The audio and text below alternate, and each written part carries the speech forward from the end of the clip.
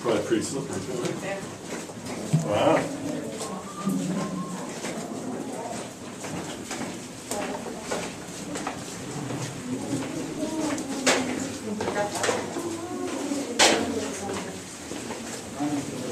Max, you take your slip and slide down this thing.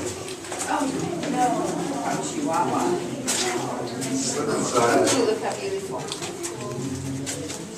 We're going to talk about all this stuff over here in just a second. This one is kind of cramped for 20 people, but let's try to let everyone see what we're going to talk about as best we can, all right?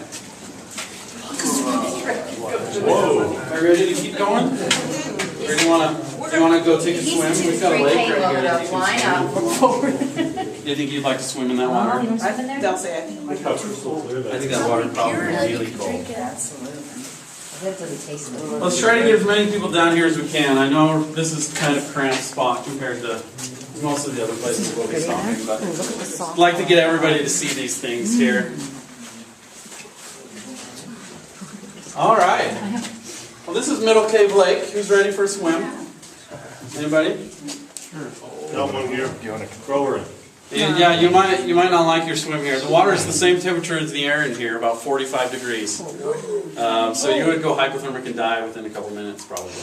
Well, let's talk about these next guys right here hanging from the ceiling. We talked about our stalagmites. What are these ones? Stalactites. Stalactites. Awesome. Yes, this is great. We got a lot of group participation in this. So the stalactites come down from the ceiling. The water that picks up the calcite above us comes down, deposits that mineral here, and leaves these formations hanging from the ceiling. But you'll notice here that we've got this really nice line running through our ceiling here where all the formations are. Anybody know why that is? Fault. That's a fault line. This is the Middle Cave Fault. We actually go through 5 different faults as we go through the 3 different caves. But yeah, so the water comes down the fault line, which is basically just a crack, and does that. And then over here, behind me, we've got these guys over here. What is this guy? Stalactite on top, stalagmite on bottom, and they reach the middle. Touch. This is a column, is what it's called, appropriately enough. This guy is also a great example of one of our rules. Why do you think he's so brown? People touched it. People touch this guy pretty frequently. If people didn't, he would look a little more like these guys back here. The white is what calcite looks like by itself, but this one has some red in it. Any ideas? Iron. Awesome. Everybody knows all these. This is a great group. Yeah, I know, right? I got to drag answers out of people most of the time. But yeah, this is iron. This contains about 5% iron, probably. There are some places where we know how much iron in the formations. But up above us in the fault somewhere, up above this specifically, there will be iron deposit up there somewhere, and it's pulling it down. Anybody got any questions or anything? That looks like a horse, an animal. Yeah, there's all sorts of stuff you can see in it. We have a room called the Imagination Room we'll be getting to later, that all sorts of animals and stuff. Really cool.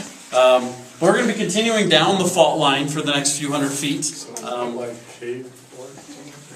Sorry, what? Were you asking a question?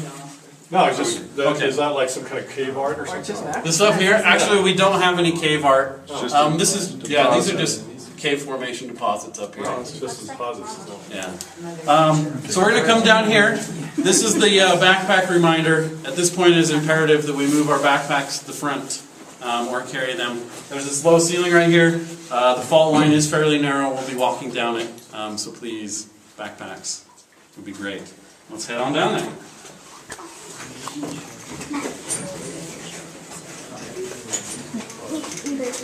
Okay, girls.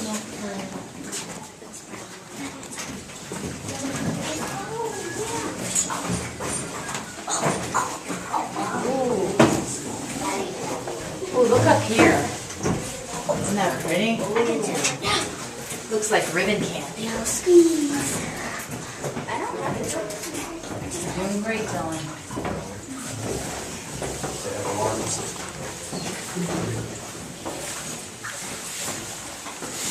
Very wet up here. Very tricky.